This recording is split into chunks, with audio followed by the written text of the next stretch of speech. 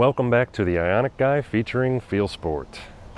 It's been 1 year with this 2024 EV9. We've put 13,000 miles on it, and it's been great for a family of four. There's been ups, there's been downs. I'm not sure if it's my favorite three-row electric SUV right now, but we've had it for a year. We're gonna have it for a couple more at least, and we're gonna go over some of the good and the bad that I've experienced in the last 13,000 miles. Let's get into it. So while I'm on my way to the car wash, I wanted to capture some driving impressions after 1 year. The one thing that has not changed in this car is the feeling that you were driving a couch. I've driven other big vehicles like this, like a Tahoe, Rivian R1S, and they all drive a little bit more composed. The EV9, no matter what you do, even if you align it, it just seems like there's a little bit of play in the rear end, like you're driving on ice when you go over bumps. And this is a problem that's plagued a lot of people since this car was released. Even if you get the alignment dialed in on the rear with, I believe it's -1 degree of camber to exactly what Kia wants, the car just skates around when you hit a certain type of bump, and feels like the back end is going to go out on you. So a few months after we bought the car, I brought it to a friend to try to get some sort of custom alignment done. I really wanted the rear wheels to have as much positive camber or as little negative camber as you can possibly do while still being within Kia specs. So we had it aligned to -0.6 degrees camber, and it really didn't do anything other than improve the tire wear, which was a huge plus because they were getting torn up with the factory alignment. The camber was at -1.6 degrees and the toe was all messed up. So tire wear kind of suffered early on, but more on that later. Other than that, we've been pleased with the amount of power in the light long-range trim. 201 horsepower sounds like it's not much for a car this size, but it's completely adequate just because it's electric. The torque is totally fine for city driving. You do notice a lack of power on the highway for passing if you have, a full load of kids and stuff in the back and you just want to pass somebody going 80.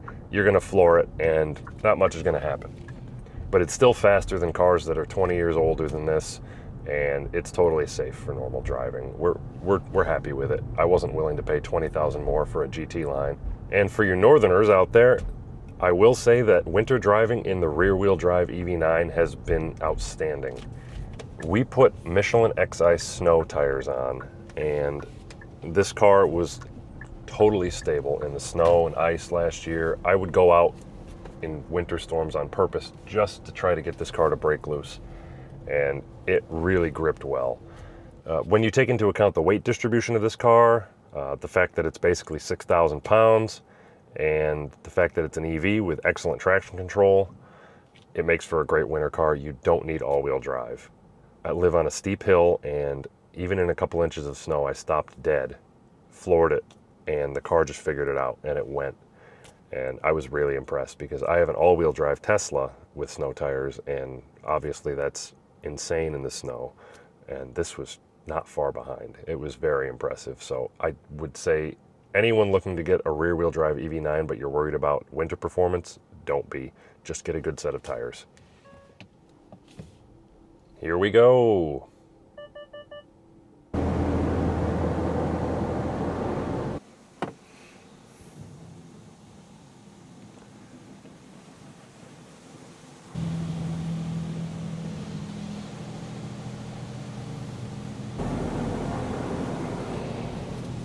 I had no plans for a 0 to 60 run on this video, but here we are. 33% state of charge.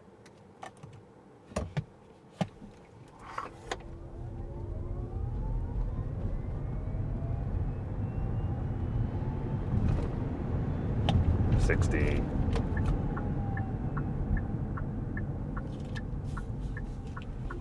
It's enough. It's not great. It's not fast. It's good. One thing that hasn't changed after 1 year is the HDA2 implementation on this car. I still don't really like it.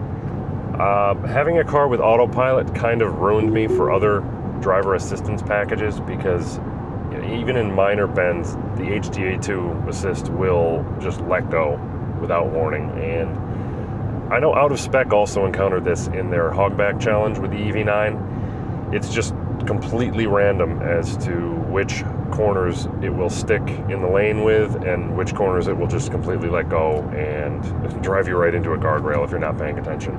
So I find it kind of dangerous, but the things I do like about it after a year are the auto lane change feature. If I signal, it will stage a lane change all on its own. And yeah, it actually just canceled its own lane change because there's a car in front of me, even though it's nowhere near us. So yeah, it probably needs more cameras, and it probably just needs more intelligence. And HDA isn't something that Kia or Hyundai really update over the air, even though they have the ability to do it. I'm sure improvements can be made every month, just like they are on Teslas, but there's nothing to be found as far as any driver assistance upgrades, and that kind of irks me on a car like this, where you know it can be a lot better than it is. Charging at home has been effortless. We charge on a Tesla J1772 wall connector set to 48 amps, and we've done so ever since we took delivery of the car in May 2024. There's been no issues with the ICCU, knock on wood. Sure. And we took delivery of the car shortly after the ICCU update was actually released by Kia. So a lot of early 2024 cars had ICCU issues because they were running on original software, and we've been good. But we could talk a little bit more about that later. DC charging performance has been excellent. I've reached up to 225 kilowatts at a 350 Electrify America station when they're available and not getting blocked by a Chevy Bolt or an e-tron. Yeah, overall, we're happy with our purchase as far as charging is concerned. It charges faster than our Tesla that we used to take on road trips, and it has proven itself to be an excellent road trip car with how fast it can charge.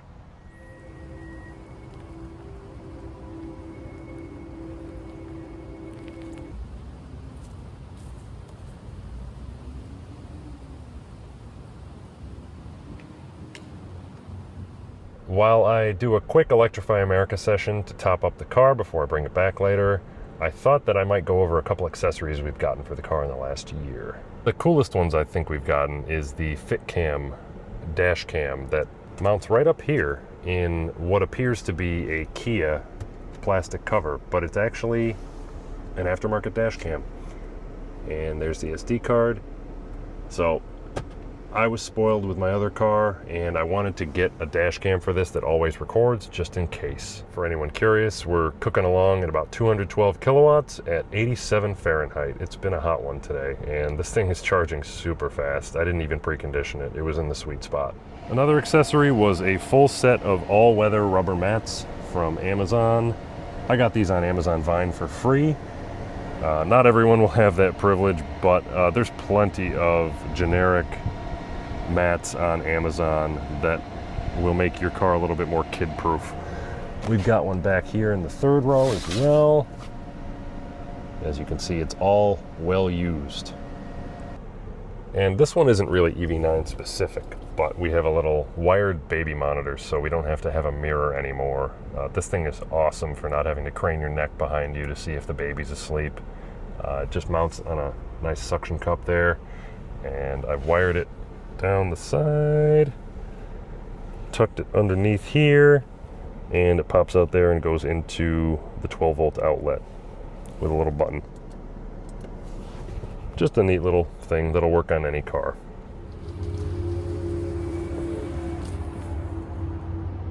Moving up front, you might be able to see that the tires aren't in the greatest of condition.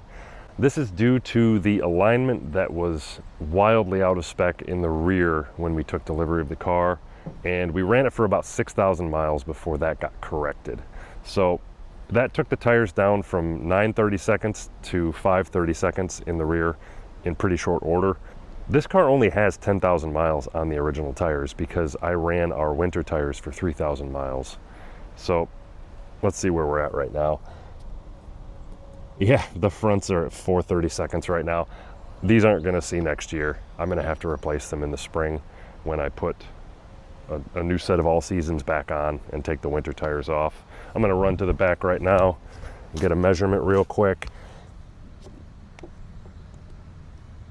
Yep, we're at 4/32 in the rear as well, and they don't look too hot back there on the sides. So even after I got an alignment to correct the camber and the toe issue in the rear, this thing is still big and heavy, and the tires are taking a beating. So I don't know what I'm gonna do next year. I might look for an alternative that has a higher starting tread depth, but these are kind of affordable right now, especially wholesale. So I think they're only mid hundreds, like 160, 170 a piece, which isn't terrible. We drive it like an EV. We go quickly off the line. So I know that, you know, if they were all highway miles and a more gentler driver was in the driver's seat, we'd get a lot more mileage out of them. But we enjoy our EVs here at Field Sport, and I'm willing to pay that small price in tires to drive them how we want to drive them. The seat and cabin comfort has been a sticking point for me. I'm 6'4", and I find that when I'm actually at a comfortable position for my legs, the wheel is, I mean, you have to drive with your arms straight out, and it's just too far away, even with it fully extended. Same with the dashboard. I know other reviewers have mentioned this too. Everything just seems really far away. It's not a driver's car, but if you're just cruising on the highway like this, you know, arm on the armrest, it's not terrible. But for city driving or long distance drives, I find it a bit unergonomic, I guess you could say. I did space out the front of the seat with nylon spacers to get a little bit more thigh support for these ridiculously long legs. That's something Brandon Flash also did over on his YouTube channel for his F-150 Lightning. I believe he's a little bit over 6'2", and finds that, you know, the lack of leg support here can be improved by actually tilting the seat back a little bit.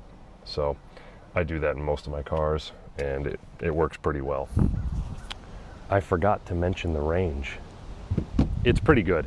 For example, my wife went to almost the tip of Long Island. We live in upstate New York. She went to essentially Montauk, Long Island, and the trip was about, I think, 310, 320 miles, and she did it in one shot, which was incredible. I will say that the climate was off. It was a perfect day. It was like 70 degrees, sunny, no need for AC, and she kept the speed at about 70 miles per hour and made it in one trip with, I think, 15% remaining. So the efficiency on this car has been proven. She proved it again. It's a monster for range, and I can only imagine what the rear-wheel drive Ioniq 9 can do now with an even bigger battery.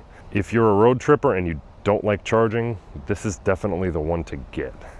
Even with the climate on, in a worst-case scenario, hot weather type of vacation, we went to the Jersey Shore and it was 104 degrees on the highway. AC was blasting front and rear, and it still was in the high 200s. You can't beat the efficiency of this car. The light long-range rear-wheel drive with the base tires is just a range king, and we're really happy with that, even though charging isn't that much of a burden on this car. I purposefully left some junk in the back to show you what a great family car this is. We've got a stroller, grocery bags, backpack, all sorts of stuff, and with the third row down, plenty of storage. It's like a little pickup truck back here. One qualm we found is that the load floor is extremely high, and there is no usable sub-trunk, which is a big shame because we've grown used to that. It's almost a toss-up as to how much stuff we can cleverly fit in here compared to the Tesla Model Y, just because the Y has such a bigger frunk and it has a huge well under here for all sorts of stuff. I mean, you could basically throw a stroller in the sub-trunk of the Model Y, whereas up here it has to take up space.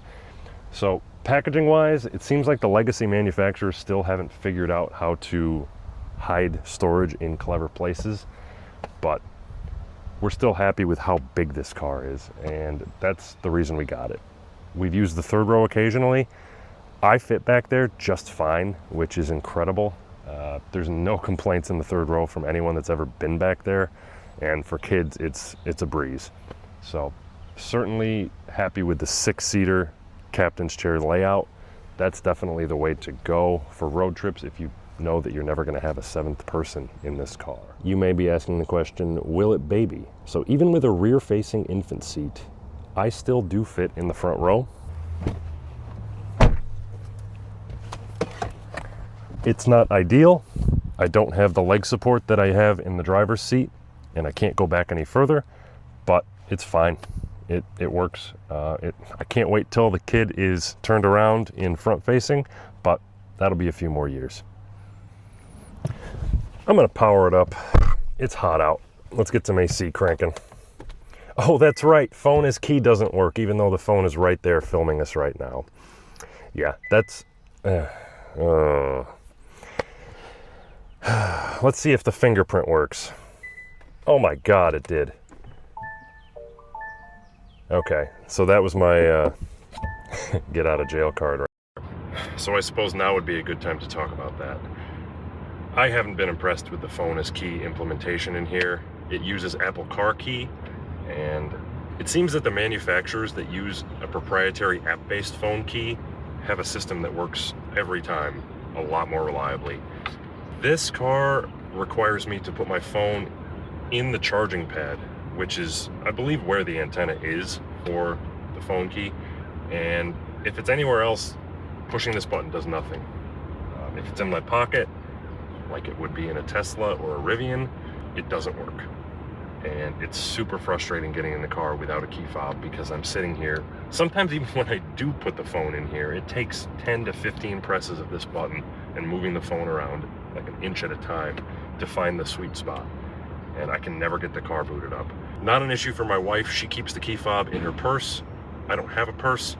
I just carry my phone everywhere I go. I don't really even bring my wallet most places. So if you're that kind of person, this might be an issue. Hopefully it gets better, but I don't know if that's on the Apple side or on the Kia side. I'm inclined to believe it's a Kia problem just because of where they have their sensors or the antenna for the phone key, but that's something I'm not quite sure on yet. While we're in here, over-the-air updates have been a little more frequent than I expected from Kia. They're not on the level of Tesla where they come every couple weeks or every month, but there have been substantial improvements to items that have come out as a technical service bulletin, like the rear inverter update for Tesla supercharging. Hyundai still hasn't fixed that bug yet, but the EV9 got it a couple months ago, and these things charge as superchargers flawlessly now, with no interruptions in charging halfway through for no reason. A couple other updates that have come through recently are, I believe, the shift control unit. That just dropped a couple weeks ago, but that update came out back in January at the dealer, so most cars already have that. There was the ICCU update, the water pump logic update, and they've ironed out a lot of bugs without requiring a trip to the dealership, which I've found very nice. EV ownership should have OTA updates, and Kia is delivering on that, and I'm pleasantly surprised. I know I said I would talk about the ICCU issues, and I wish I had something better to say, but it looks like it's still not fixed. Recently on Reddit, there have been reports of at least one 2025 EV9 that's having an ICCU replaced at the dealer, and that's unfortunate because the 2025s come out of the factory with fully updated vehicles. They've got the latest software for the water pump and the latest software for the ICCU. So if this is the case, it kind of scares me, and I didn't want to go down this road, but I'm kind of on Corbin's side with recommending these cars right now. I know he's saying, you know, don't buy an Ioniq 5 or Ioniq 6 or an EV6 because it's too risky. Hyundai and Kia clearly haven't fixed this problem yet, and if you're going to get one of these cars, it's best to just lease it for 2 or 3 years. I thought we were in the clear on the EV9. Our car is a November 2023 build, and we picked it up in May 2024, which means it had all of the updates before delivery, and it had only been charged once. So that's why I think it's been fine this whole time. We've driven it entirely on updated software, and there's been no issues, even with 48 amp charging.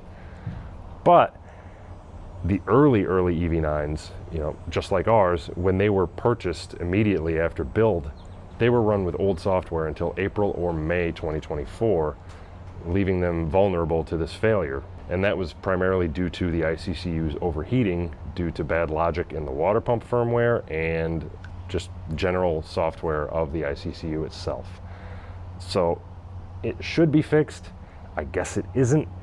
And that really sucks, because now we've got people worrying about whether their $50, $60, $70, sometimes $80,000 EV9 is going to be in the shop for a month or longer just waiting for parts.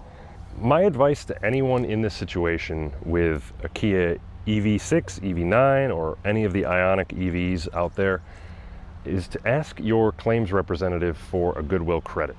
If you're not looking forward to lemoning your car, if you want to keep your car, there have been cases where Hyundai and Kia will throw you a couple $1,000s or more to keep your car and waive your right to a buyback, just in the interest of keeping you as a customer in your vehicle. There was one person on Reddit recently that was not subject to an NDA, and they said they got $8,000 from Kia just to keep their EV9 while they waited for a new ICCU. So it can be very lucrative to keep your car and stick in whatever loaner they give you, even if it's, you know, like Kia Forte or something like that. They will pay you. They don't want these cars back with a branded title. They want you to stay in your car. They want to fix it once an ICCU becomes available. So just a top tip if you're wondering about what to do in an ICCU failure situation. But this old girl hasn't had any issues so far. We've had no failures under warranty. No warranty work has been done. It's only gone in for a state inspection and a couple software updates that weren't available over the air at the time. So yeah, we're happy with it.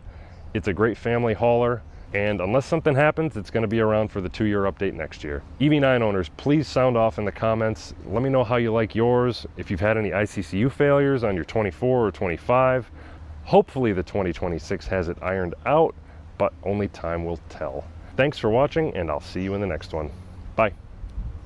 That's going to do it for this video. If you liked it, give it a thumbs up. Check out my store at ioniqguy.com for accessories for your Hyundai, Kia, Genesis EV. Consider becoming a channel member for as little as 99 cents per month. For $3 per month, you can gain early access to all of my videos, as well as a 5% discount to my store. Check out Alex's channel with the link in the description below. And as always, I will see you guys in the next one. Take care, everybody.